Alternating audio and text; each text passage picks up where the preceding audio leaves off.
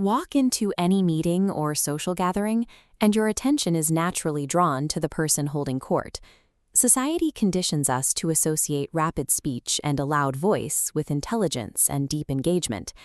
Then there is the quiet person sitting in the corner.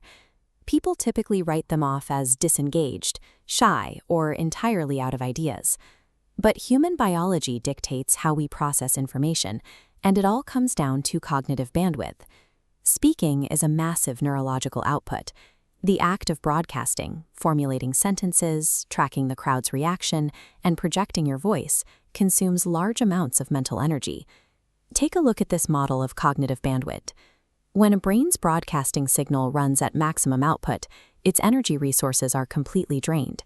There is zero remaining capacity to pull in nuanced data from the environment. The highly observant person runs an invisible, active psychological framework, strategically gathering data while the rest of the room is focused on their own performance. Their silence is a deliberate strategy. By shutting down their own broadcasting, they optimize their cognitive resources to observe the room on a completely different level. Put that quiet observer in a new environment, and they immediately initiate the first stage of this framework. They ignore the literal words being spoken to establish a raw physical baseline for everyone in the room. A baseline is the standard operating state of a person.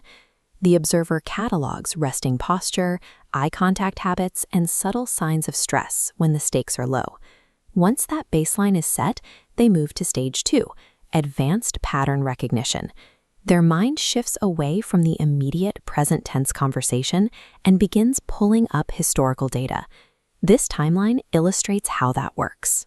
While a speaker makes a bold claim today, the observant mind maps that statement against contradictory past actions.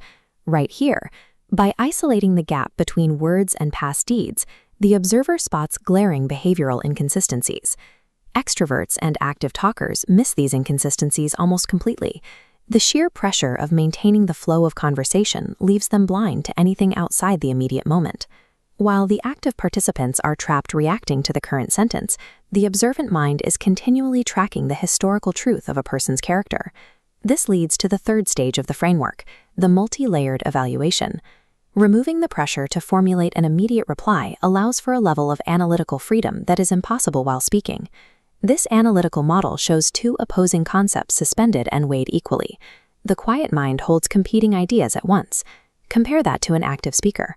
Talking forces a binary, defensive reaction, instantly discarding one idea to vocalize support for the other. Because the observer maintains that balanced dual evaluation state, they shift their focus.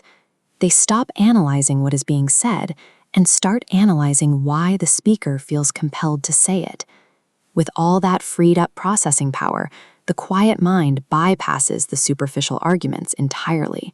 They perceive the hidden psychological motives actually driving the interaction.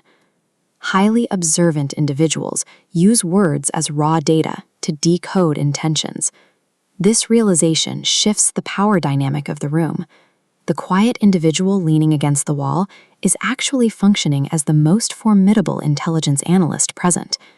It is a strategic data-gathering advantage that stands in sharp contrast to a modern culture obsessed with constant broadcasting and loud personal branding. In an environment where everyone is competing to be heard, extreme observation serves as a highly valuable and incredibly rare psychological asset. So, the next time you step into a crowded social event, a classroom, or a high-stakes boardroom meeting, give yourself a new directive. Stop giving all your attention to the person holding court. True awareness comes from watching the quiet person watching the room, as they have captured the layer of subtext that the active participants were too busy to notice.